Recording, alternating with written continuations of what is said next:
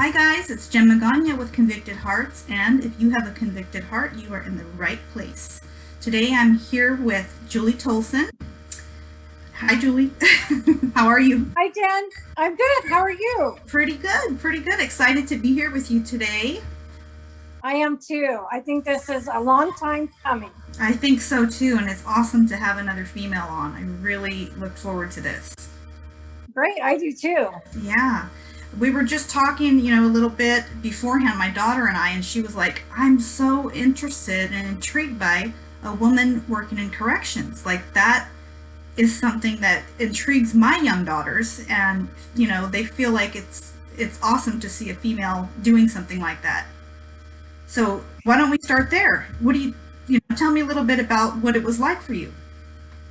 Okay. A little bit of background.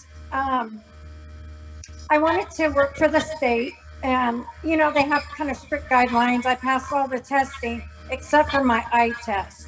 I have a really bad right eye, and pretty much I'm kind of legally blind in it, so they wouldn't let me go past that part of the test. So I couldn't work for the state. So one of our patients, I worked for a pediatric dentist.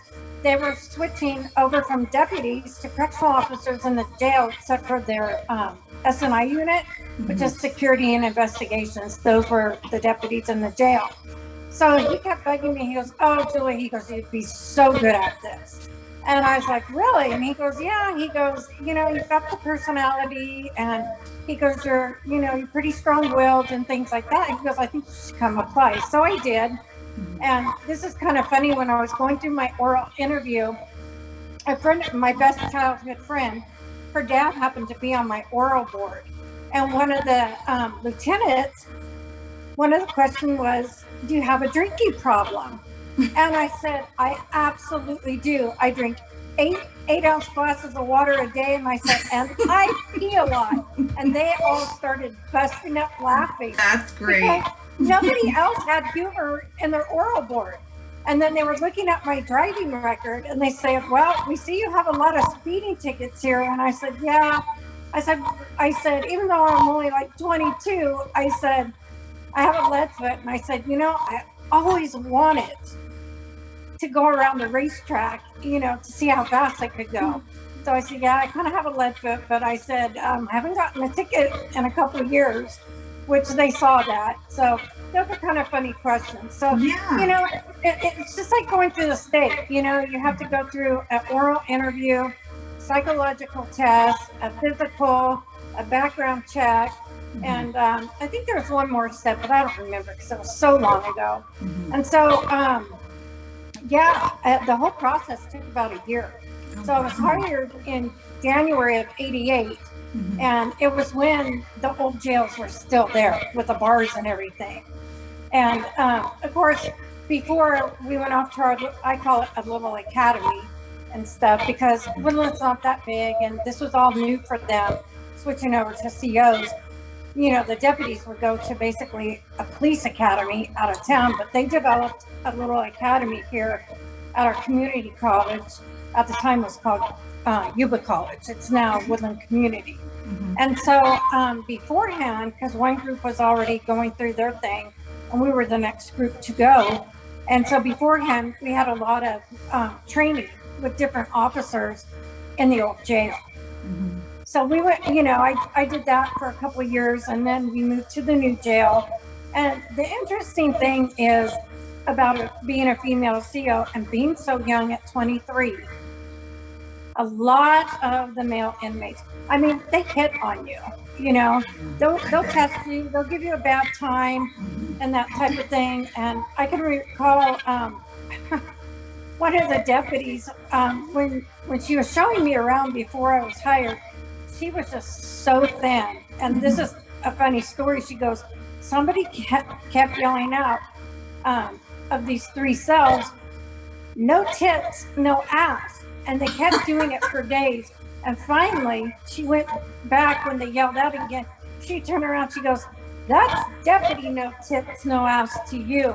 And he quit doing it. Oh. And I thought that was a funny story. I said, "You're kidding me." I said, "They do things like that?" She goes, "Yeah."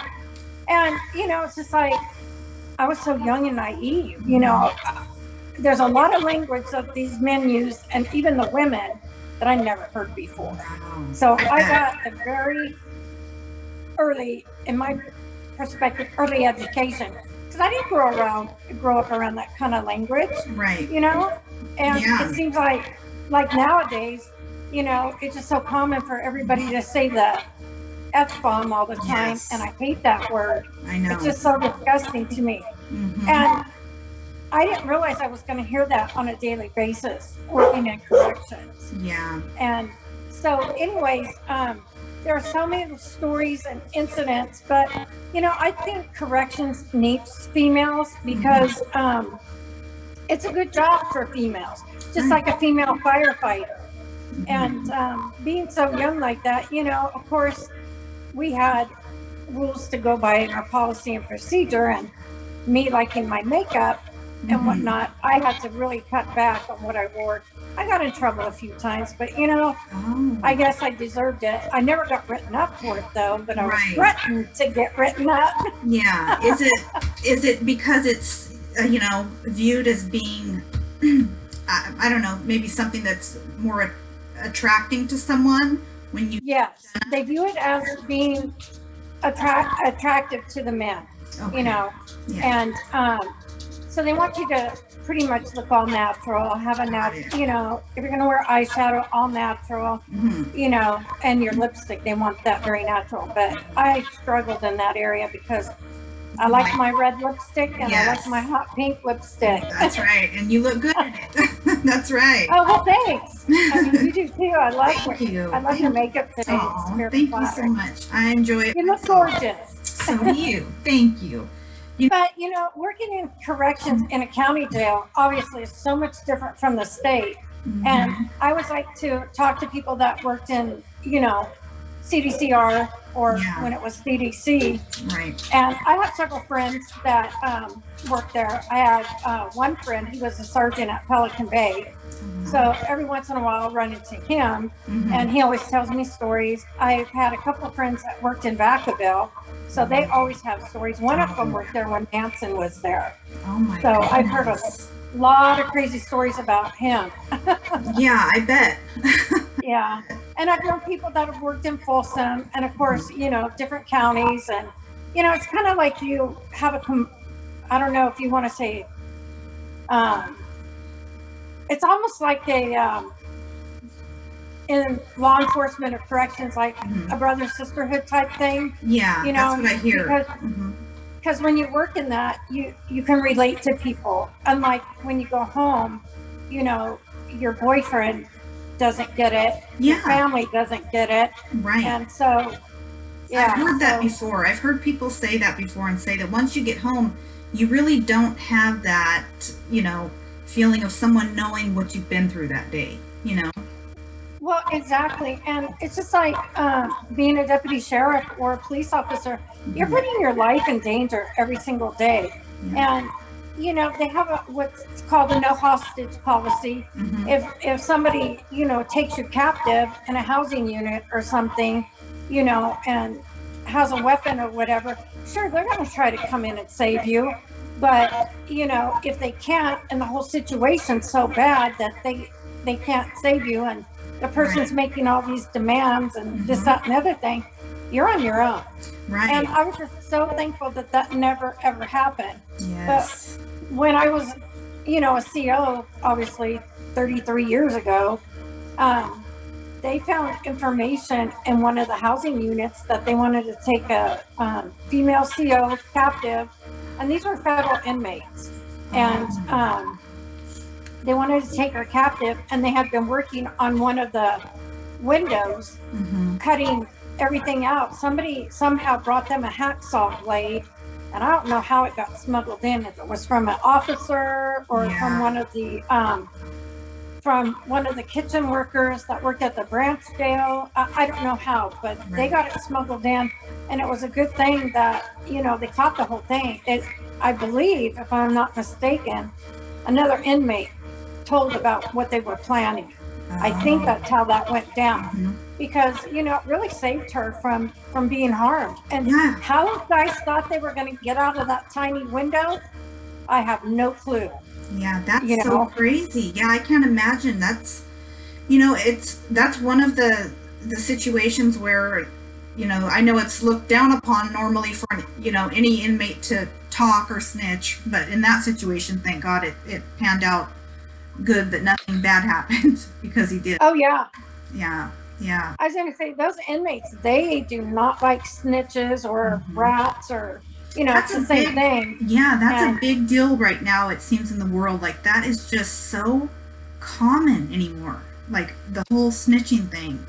well, it is. And Yeah. what I don't get, okay, in the state faction is they used to have PC for like people who did really weird crimes or crimes against children, Right. women. Yeah. And now all these gang dropouts Hmm. are going to what I guess the state has turned over Hmm. SNY yards. I guess it's called Uh-huh. sensitive needs yards. Yes. And what I don't understand is how can they put these gang dropouts in my opinion, with the worst of the worst, because Yeah. those kind of guys do not like those Right. men that Right. commit those crimes, Hmm. and they'll take care of business, Yep. and we all know that. Oh, yeah. And my thing is if they're in there and they want to take care of business, they could.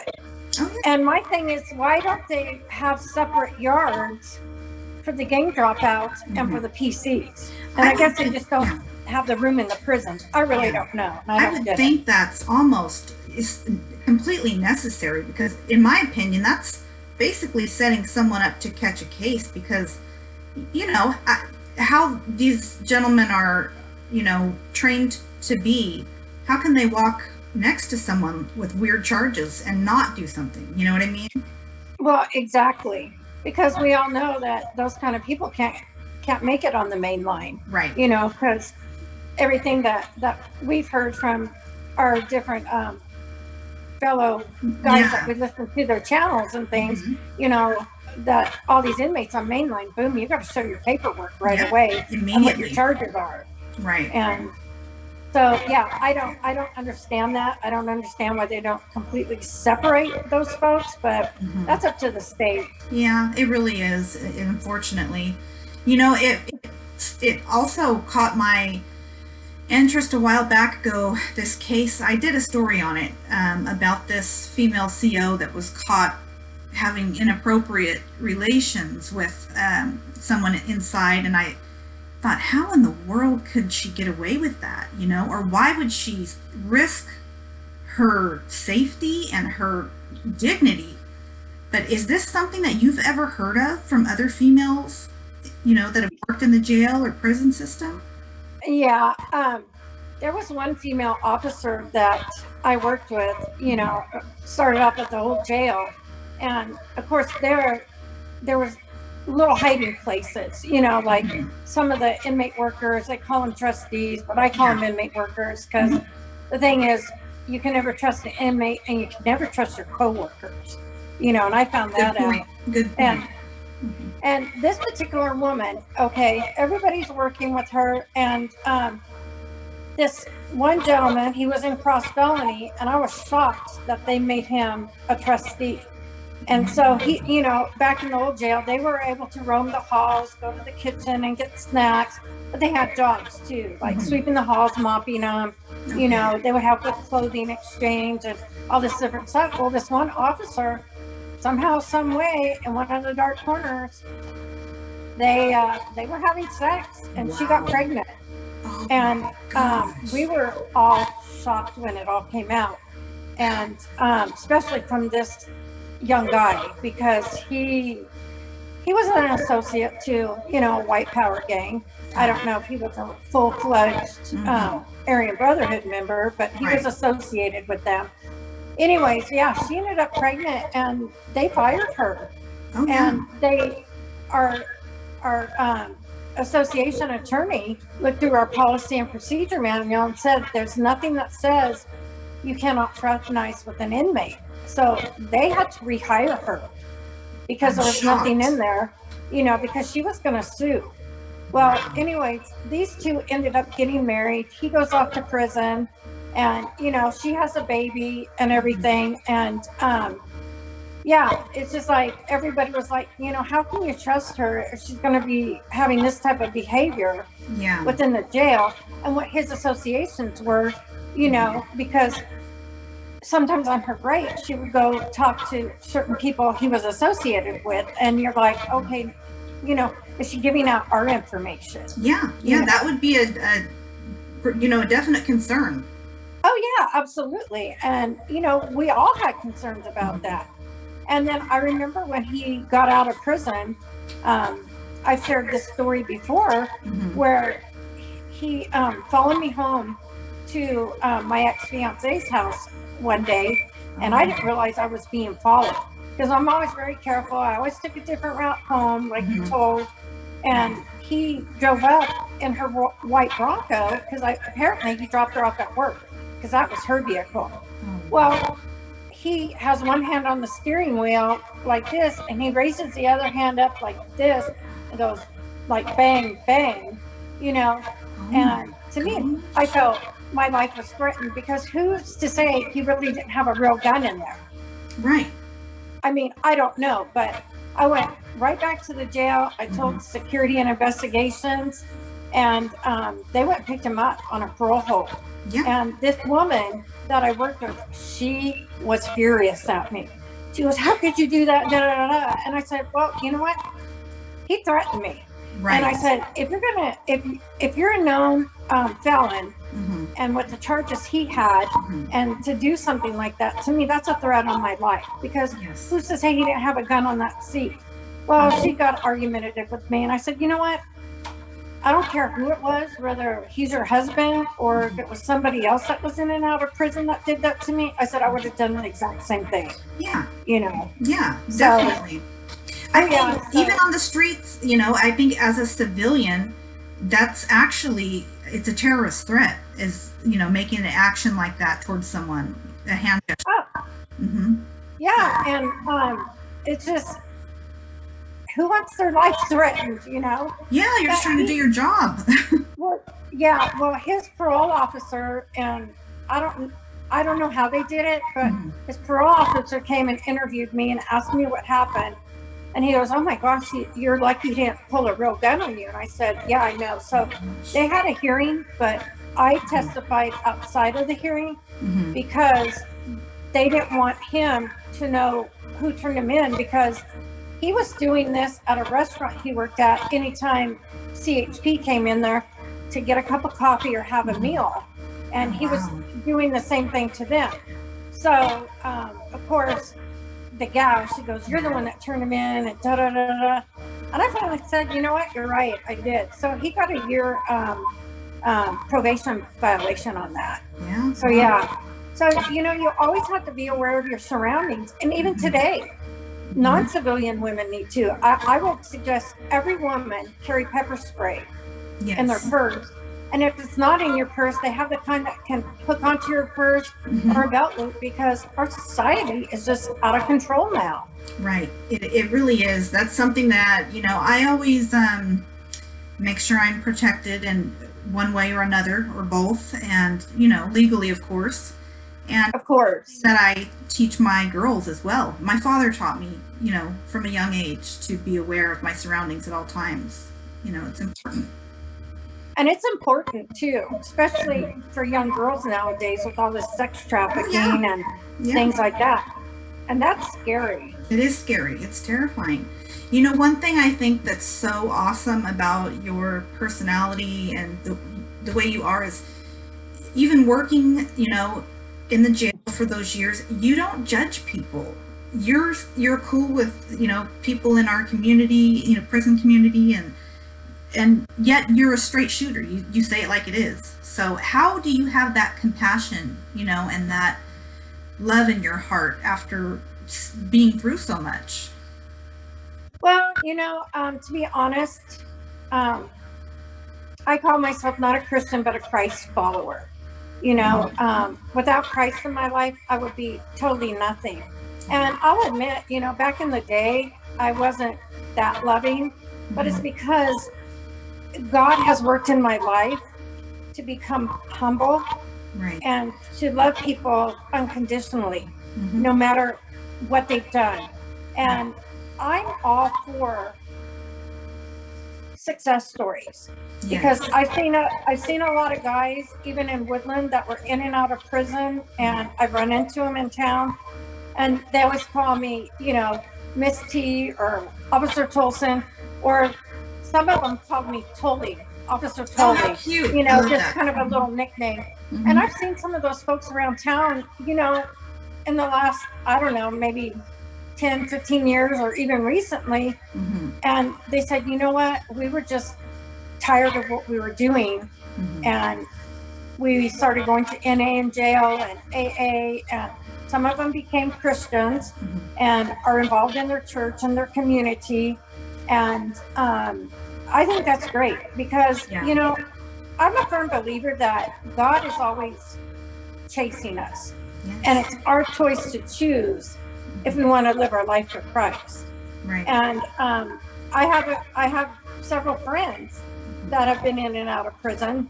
Mm-hmm. And, we may not be that close of friends, maybe see each other a couple times a year or whatever, but there's always that contact there where I can sit down and have a conversation with them.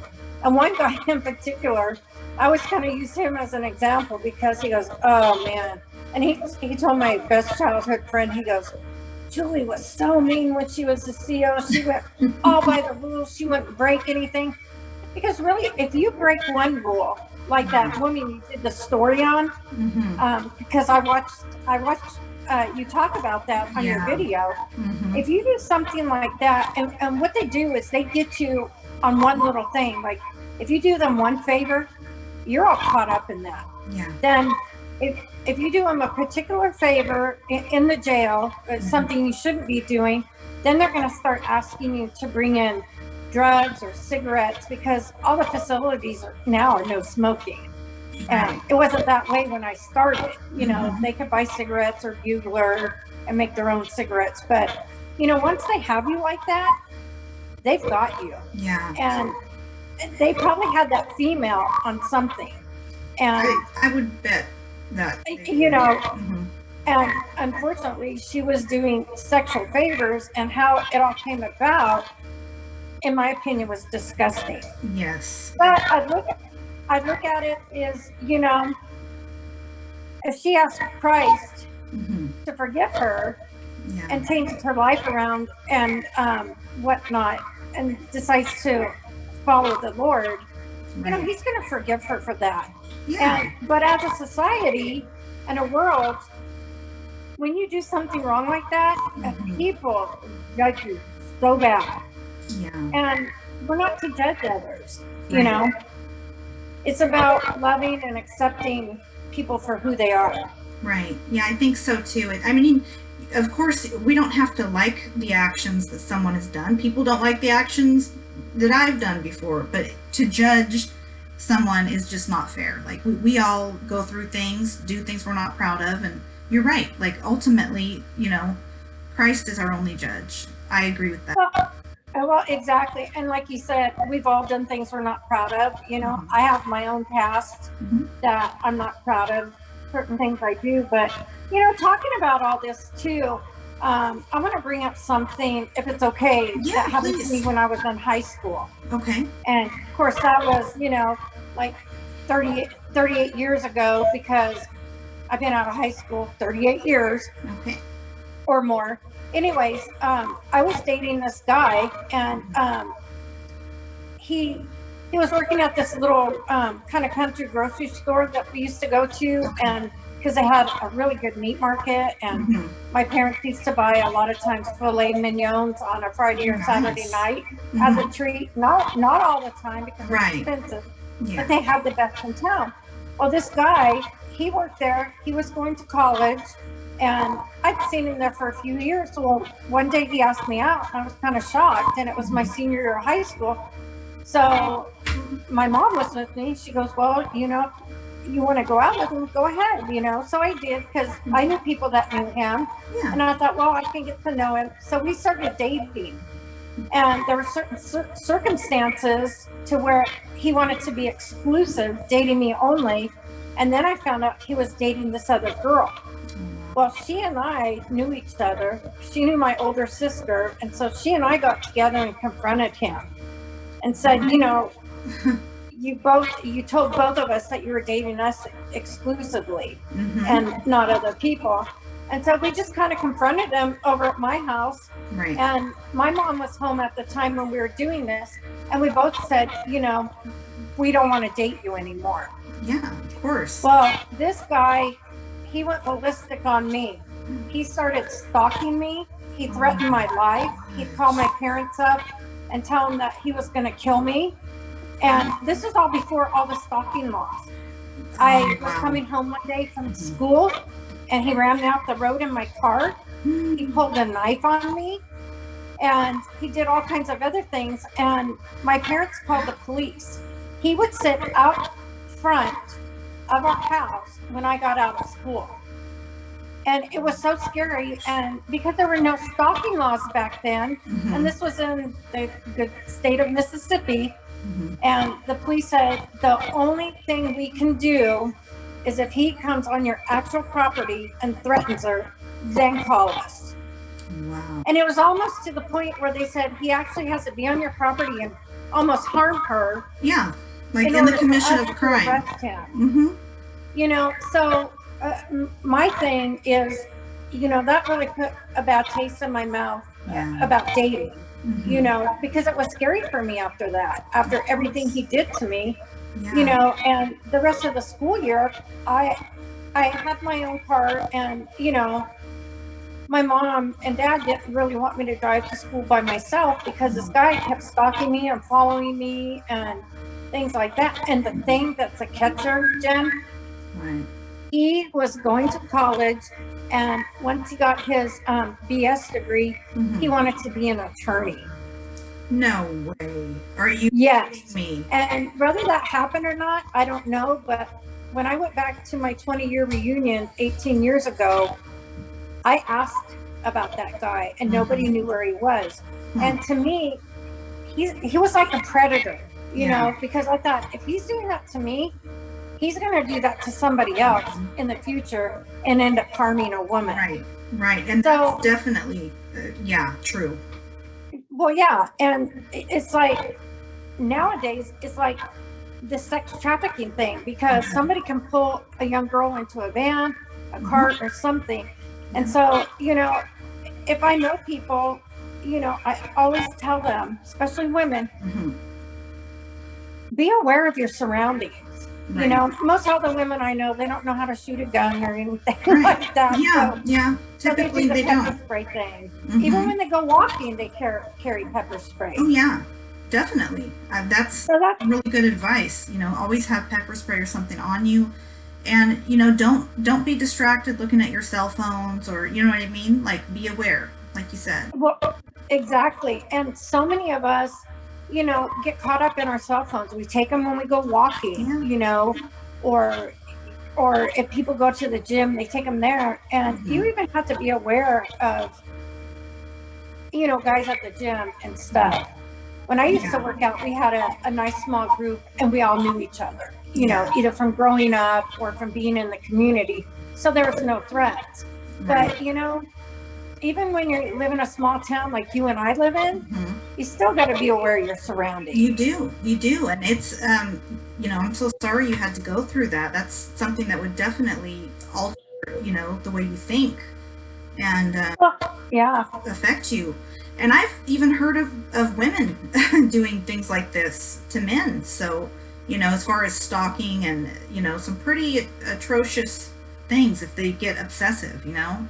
So, well, yeah, because it's almost like a man or a woman. If I can't have you, nobody else can. Exactly. And then that's how, you know, a lot of us that watch crime TV, IDTV, things like that, you know, you hear these stories all the time. Right. Somebody stalking somebody, being obsessive, whether they're married and getting divorced, you know, and somebody eventually ends up dead. Right. Or they end up being stalked and beaten up. Right. It's pretty common, sadly. You know, it's it's just crazy to me that, and wouldn't that, in your mind, I mean, I would imagine that would be considered a bad charge, I would think as well, right? These days, like stalking. Well, yeah, they have, thank goodness they have stalking laws now. Yeah. And I believe the way California got their stalking laws was that one little actress, and I forget her name and what show she was in, but somebody stalked her. Some guy stalked her, ended up like shooting her at her front door when she opened her front door. Yeah, I remember hearing about this. Yeah. And I believe that's how California got their stalking laws. Yeah. I'm not sure because I didn't research it, but that would surprise me if that's how stalking laws. And, I would encourage any man or any woman that is being stalked or harassed, make sure you document it. Yes. I've always learned if it's not in writing, it wouldn't hold up in a court of law, and plus report it to the police. Yeah. Because things can escalate. Oh, yeah. I know. Let me tell you this one story, and this was after I was a correctional officer. I was living in this carriage house here in Woodland, and I had the bottom floor of it, and this gal had the top floor. Well, I didn't know that her boyfriend that she was living with was an alcoholic, because they both used to work in this methadone clinic in Chico, but then they moved to Woodland, and she was working at a bank, and I forgot what he was doing. Well, they had broken up. And one night, oh my gosh, it was like 1:30 in the morning. I heard him banging on her door. And I was like, oh, please, God, don't let her answer it. She answered it. He beat the crap out of her. I could hear what was going on, her screaming, her being thrown up against walls.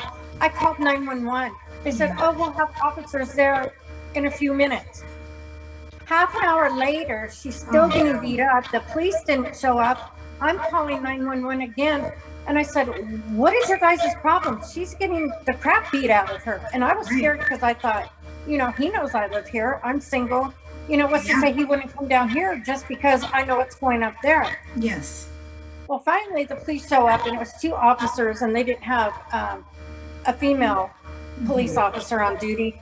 And they wanted me there so they could take pictures of what he did to her right then and there before, she went to the hospital. Right. And I told them I used to be a correctional officer, so it's no problem.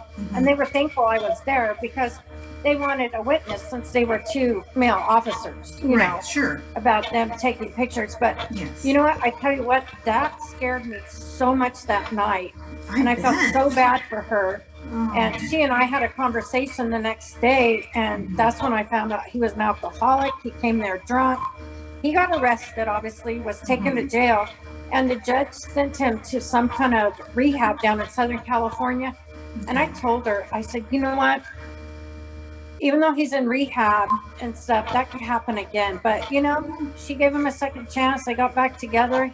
He was sober, and everything, was fine. They started living together. So, I mean, she forgave him, which, good for her. But I don't know if I could do that. Yeah, that's pretty risky. I wouldn't want to be harmed. Yeah, that's pretty scary. I bet it was really terrifying for you to hear those sounds and, noises of her being assaulted. Oh, it was. And the thing that was so scary to me is how long it took the police to get there. That's scary. It's just like, here it is, a domestic violence situation. And it took them like, I don't know, between 20 and half an hour because they were on some other call. And obviously, in my opinion, they were short-staffed. Had to be. Yeah, had to be. Yeah. And that was, that was a long time ago that happened. But still, I never forget that. I bet. But you don't. Jen, can we change the conversation a little bit? Yeah, I'd like to do that. Tell me what you've got on your mind. Well, a lot of people don't know that I've had a brain illness for about 18 years now. Okay. And I kind of would like to talk a little bit about that and how Christ has worked in my life through that. Yeah, if you're comfortable with that, I would really appreciate you sharing. Well, yeah, there's so many people out there that suffer from chronic pain, whether they have a brain disease or something's happened to them, like if they've had something amputated, they still get nerve pain that can be excruciating. And I happened to get a fast food hamburger and a Diet Coke one night when I came back to Woodland after working out of town. I bit into that hot hamburger and I had the worst pain ever. I thought I had a toothache. I couldn't even hardly take a sip of that soda without having this excruciating pain. And I was on my way to lead a meeting for a women's group at my church. And thank goodness one of the co-leaders was there that night, and it hurt to talk. And I said, you're going to have to do this meeting. I just can't. Right. So the next day I called the dentist, and I got in that day as an emergency patient, and he thought I needed a root canal. But he couldn't decide what tooth it was settling in. So the bottom line is, I'll fast forward. Yeah. I went to 2 different dentists for them to do the root canal and the crown. Well, the last dentist I went to, dentist number 3, he looked at me and he said, Julie, you have a medical problem. As soon as you get out of here, call your doctor and get in immediately. He goes, I know what you have, but I can't tell you because I'm not a physician, you know, and just in case you don't have what I think you have, you know, that would be overstepping bounds. So the following day, well, that day when I left, I called my doctor. I got in the very next day that afternoon. I told him all the symptoms I was having, and I said, I'm having excruciating pain when the wind hits the right side of my face, when I'm brushing my teeth, when the shower hits it, I can't hardly eat, I can't hardly drink without this pain. Well, he went and got his medical book and brought it to me. He goes, I want you to read this, Julie. He goes, every symptom you told me is written right here. He goes, you have a disease called trigeminal neuralgia. And he said 3 things cause this. And he goes, we have to do an MRI to find out what's causing yours.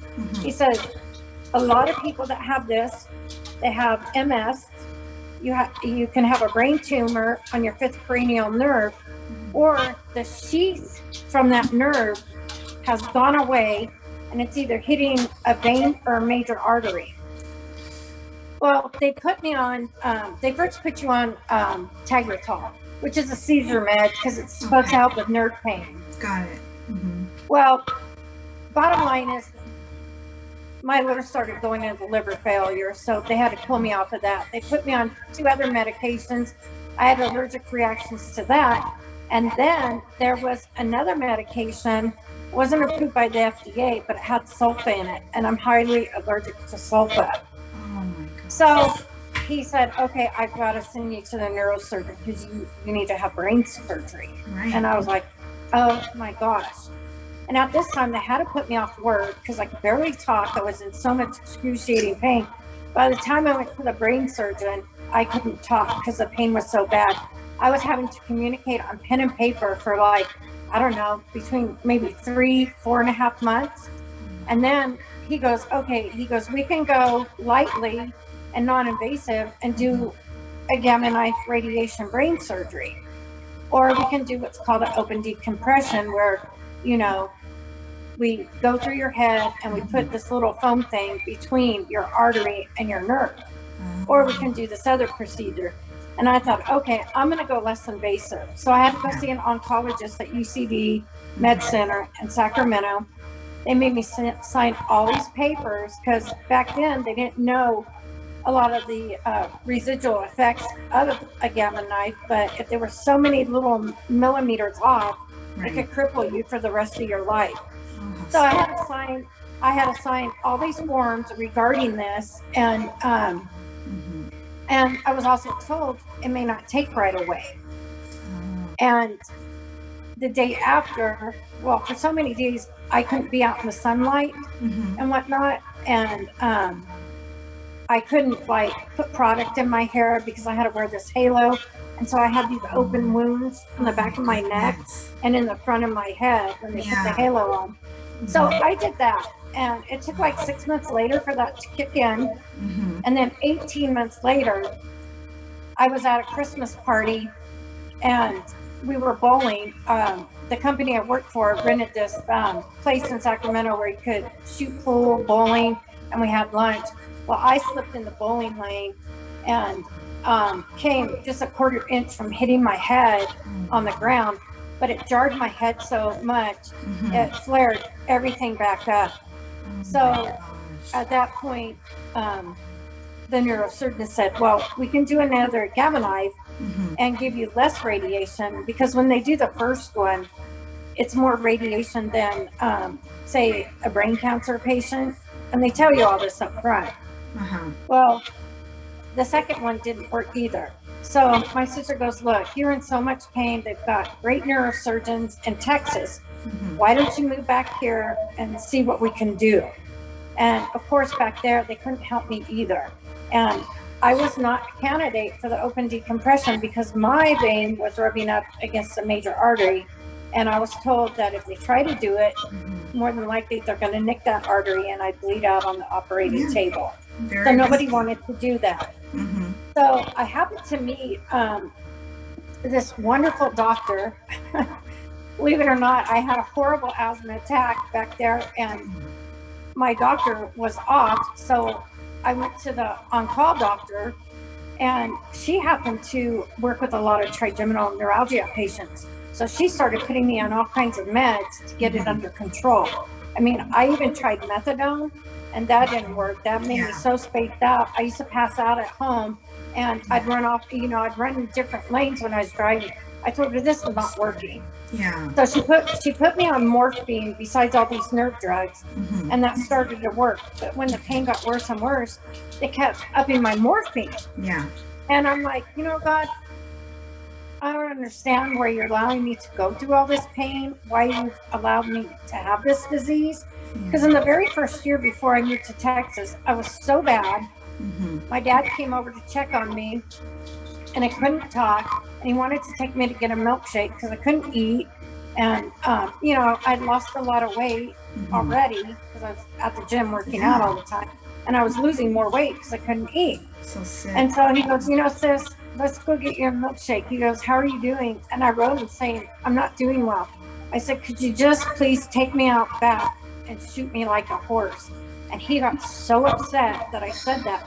Because this disease, trigeminal neuralgia, is known as the world's worst pain and the suicide disease because a lot of people can't handle it and they end up killing themselves.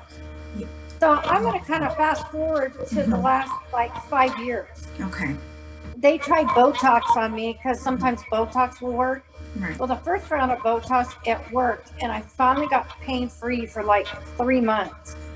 The second round they did on me, it was a day or two later, and I was full-fledged flared up. I couldn't get out of bed. I couldn't do anything because the pain was so bad. Yeah. And then it took several months for that to kind of calm down, but I was always in pain every single day. Through this whole 18 years, I've been in pain every single day. Sometimes it's a 10, sometimes it's a 4.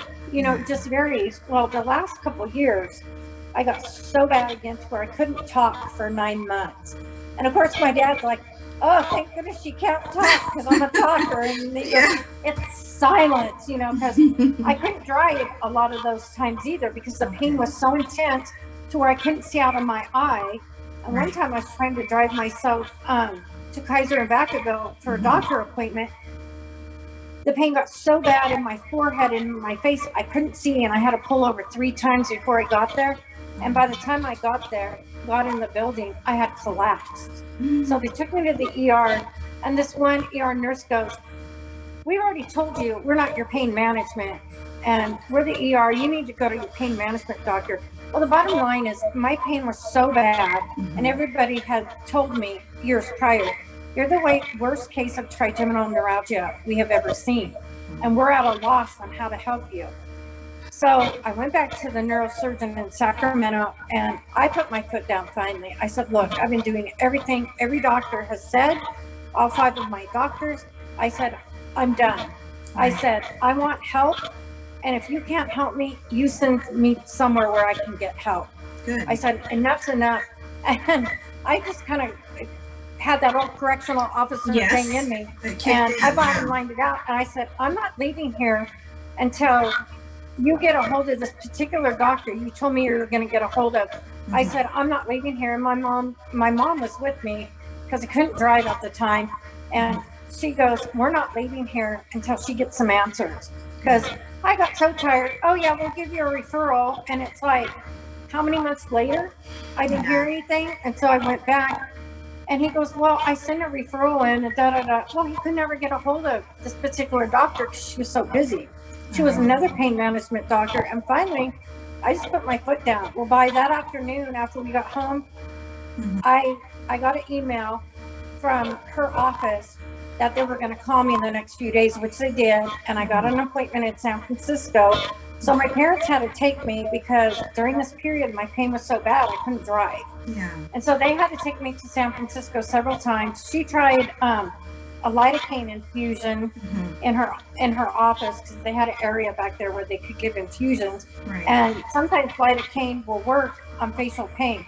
Oh. Well, by the time as soon as we got in the car to come back to Woodland, my pain was so bad. I couldn't talk. I was miserable. I always carried a pillow with me so I could have something to clinch onto, you know, so I always had some kind of a soft pillow because I just couldn't take the pain. And it wasn't because I was upset, but the tears would just flow down my face. Yeah. But during this time, my relationship with Christ got stronger and stronger. And I always kept my humor up. Whether I was writing it or if I could barely get it out, because when I couldn't, you know, talk, I sounded really like a person that really stuttered really bad. I couldn't get their words out because of the pain. Sure. Well, through this all and through infusions, they did an experimental surgery on me. They had to do a trial surgery on me before they would do the full-fledged one, to see about fitting a stimulator in my head to see if that would help with the pain. Right. And it lightened my pain up. So I had these big battery packs, one on my chest, one on my back, for about 8 days. Okay. And so we went back to San Francisco. They removed all that, and they're like, oh, thank goodness this works. So now we can do, you know, the surgery. Well, every time I was supposed to have a surgery or an infusion, it was like it was blocked. She wanted to do ketamine infusions on me in the ICU down in Redwood City. They couldn't get me until April 1st. And this was like back in November. And then she goes, well, I want to try this experimental surgery for you. Well, I couldn't get in until February. But you know what? I put all these prayer requests in with my church. I was praying. My mom's Bible study was praying. My Bible was praying, and it's like God moved all these dates up. I got a call and less than a week notice about having the trial surgery. And so my parents dropped everything to take me down there. And so we did that. And then I always like to say fast forward because, you know, all the details aren't necessary. But through all of this, 2.5 years ago, I had my last major surgery. They had to shave like underneath the right side of my head. And he goes, thank goodness you have longer hair so we can lift it up. Well, yeah. And the funny thing is, backing up, when I had to go for my pre-op physical down in Redwood City, before I saw the neurosurgeon, I had to see an internist because they give you a physical. They go through all your family's medical history. And this is so funny because he asked me, and my mom was in there because they said, well, you know, do you want your mom to come in? I said, sure, you know, she can come in because she knows more of my family history than I do. Right. You know, because they wanted everything, like on my parents, my brothers and sisters, grandparents. And I'm like, I don't know all that, you know? Yeah. And this doctor, he was so funny. He goes, well, I noticed that you take high blood pressure pills. And I said, well, yeah. I said, I never used to until I had trigeminal neuralgia. And it's because of the pain it raised my high blood pressure. Yes, anytime people are in pain, it raises the pain. Yeah. Well, he goes, well, does your heart ever skip a beat? And I said, absolutely. I said, only when I see somebody tall, dark, handsome, and refreshed with a large bank account. And my mom elbowed me, and he busted out laughing so bad. And I love it. He goes, that's a good one. He goes, you know, through all this pain you're in, and even the pain you're in today, he goes, you've got a great sense of humor. Yes. Well, then we're talking about my dad's history. And he goes, he goes, well, your dad's deceased, isn't he? And I busted up laughing. I said, well, last time I saw him, he was alive and kicking out in the waiting room. I said, maybe you better go check on him. Oh, no. And my mom and I just started busting up, and he was laughing. And by the time this got over with, I could not stop laughing. Yes. We got out in the hall, and my mom looked at me, and she was shaking her head because I was laughing so hard. And she was laughing. She goes, Julie, she goes, you have said that tall, dark, handsome, refreshing line for 20 years now. You have got to get a new line. And I said, he's never heard it before. Right. What's funny? Yeah, exactly. You know? And so we go to the waiting room, and my dad goes, what are you girls laughing at? I told my dad, you know, both things. He started busting up, especially about the part where the doctor thought my dad was deceased. Oh, yeah. And my mom goes, okay, when we go to the next building, she goes, she didn't say the exact words, but basically she was kind of telling me to rein it in. My humor. Bring it back in, girl.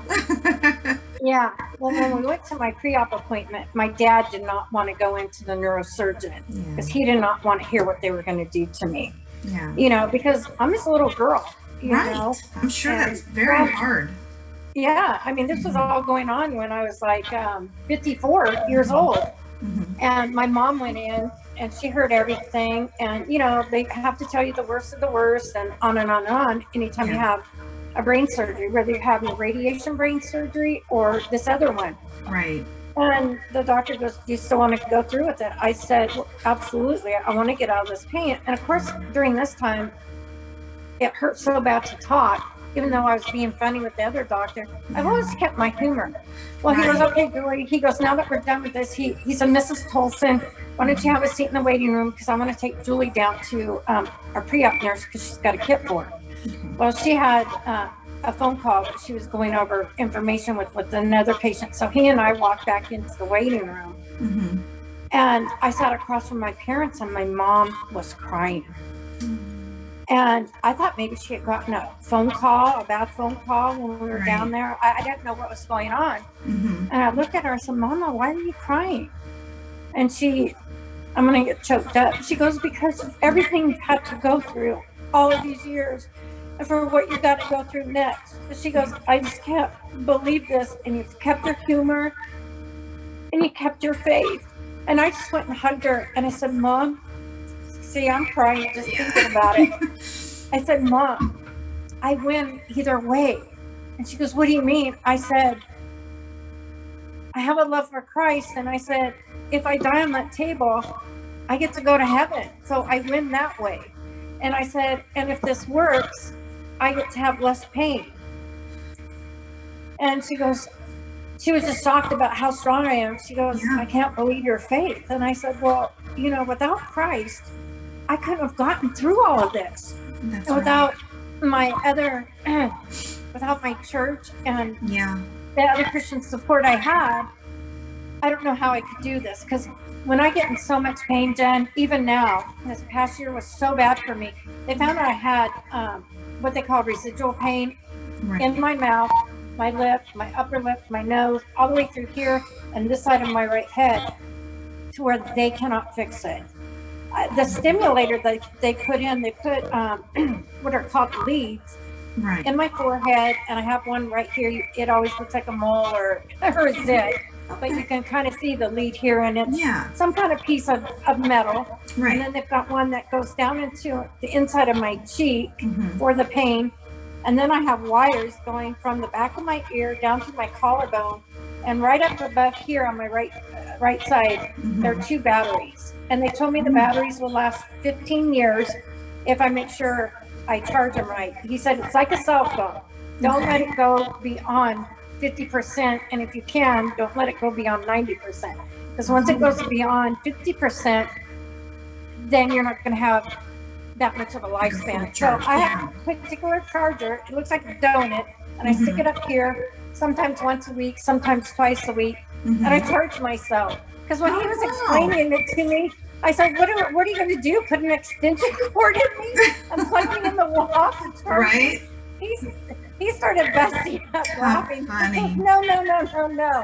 You know, so I always had humor through this. Yeah. But there's one thing that I will not let people see is when I'm so bad in pain. Yeah. It gets so bad that I have it 24/7, and sometimes it can last a couple of days.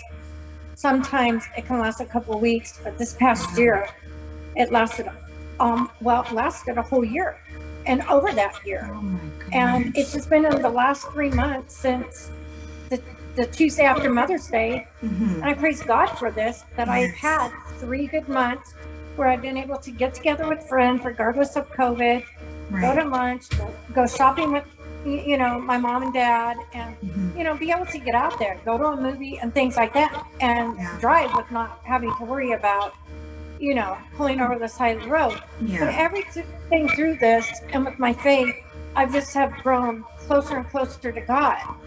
And through this, I didn't realize I was being an example to others. Because one of the ladies in my Bible study, she came down with lung cancer. And she's the sweetest thing, and she's got a great sense of humor like I do. And she goes, Julie, she goes, I've watched you over the years as you've been struggling with this. She goes, you're always positive. You always have a sense of humor, regardless how bad you feel. She goes, you've always tried to come to Bible study or church. There's times where you've had to leave, and then months when we haven't seen you because I can't get out when I'm in that much of pain.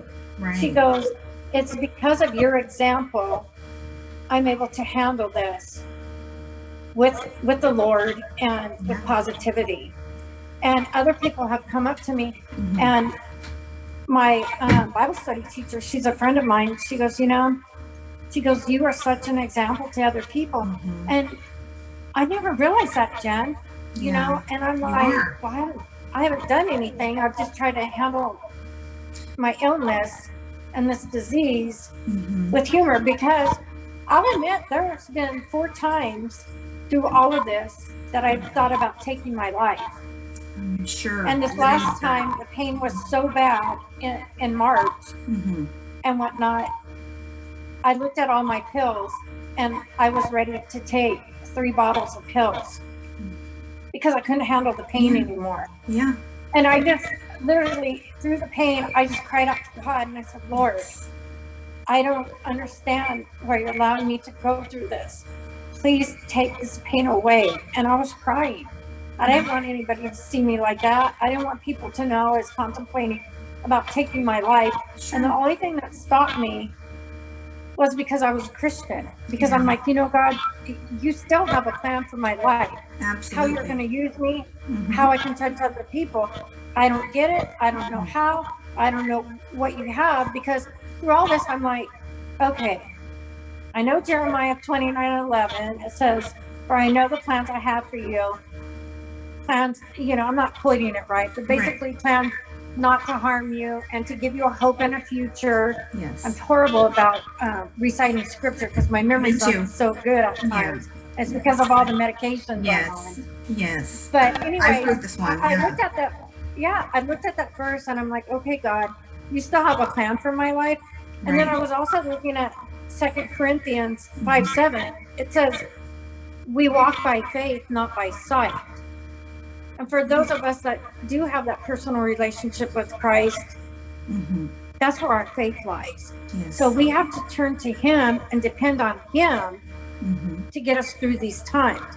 Why He allowed me to have all this chronic pain, I don't know. But there's a whole world of people out there suffering with chronic pain. Whether it's migraines. Did you suffer with migraines, right? Yes, I have suffered from chronic migraines since I was 21 years old. And I do have an autoimmune disease that affects me in many ways, including chronic pain. And it's difficult. And not a lot of people understand, you know what I mean? They look at you and they think, oh, you look healthy. You look normal. Exactly. It's not like, okay, your arm's broken and there's a cast on it. Because it's like, how are they going to put a cast on the side of my head, or how are they going to put a cast on your full head so people know that you have something? And people that don't know me, I don't go around and tell them I have something wrong with me. And it's been 19 years that I've been going through I would say this trial. And, I prayed, my Bible study people have prayed, my church has prayed. I have people in other states in the South and everywhere, people that I grew up with in high school that have prayed for me. The people that, when I lived in Texas and my church there has prayed for me. And God has not healed me. And I truly feel in my heart, and people, I've heard, oh, don't be negative, but I'm not. I truly feel that God is not going to heal me from this because he has a plan for me to keep touching other people's lives, for me to be able to understand what people go through, whether they're going through pain from cancer or chronic pain of something. Right. And even heartache, you know what I mean? There's pain of all different sorts. And I feel like you are a testimony to so many, you know what I mean? You're such a bright, shining example of keeping your faith and staying encouraged even in the darkest of times. That, I just really admire you and your walk with the Lord and how you show your love, and you're just good-hearted, and people sense that. Jan, I appreciate those compliments. It's funny how we don't perceive ourselves how other people perceive us. Yes. And I've always been told all my life, don't be so hard on yourself. Don't be so hard on yourself. I've had 2 failed marriages, and I'm not proud of that. And that's a long story that, I don't know how much time we have. Maybe we can talk on that next time. I would like to hear more about it. Yeah. So I also have a heart for people that have gone through things that I went through in my marriage. But, hey, we can save that for another time. But I really appreciate you having me today. And I feel stupid, but no. Do you have any other questions for me? Or? I just think, I just really feel honored to have you on here and share part of your testimony. I know there's much more, and I hope you'll come again and share with us. And, that I've been encouraging you to start your own channel, and I know others have encouraged you as well. So I see that come to fruition because you have such a beautiful testimony to share, and you've helped me, you know what I mean? So I'm just, your encouragement and prayers and your life stories, it's, we really do help each other by sharing what we've been through. Well, and we have, and you're just such a beautiful soul and person inside and out, and you're gorgeous, and you and I have been through, well, I don't know if it's exactly similar things, but you have such a faith as well, and you have encouraged me, and hopefully we get to meet each other one day in person. I'd like that very much. We will, for sure. Yeah. I'm not sure how far it is between you and I where we live, but one of these days I wouldn't mind either meeting halfway or going down there for the day or something. We'll figure it out for sure. You and I have so much to talk about. Yes. And we did last night on the phone too. Yes, that was great. That was really good. I appreciated it. It was a good I did chat. Yeah. Well, I just want you to stay encouraged and stay with your, keep doing what you're doing. You really have set a good example for those of us who have, are suffering, whether it be physical, heartache, whatever, depression. I feel like your take on this is just, it's great. And I really love it.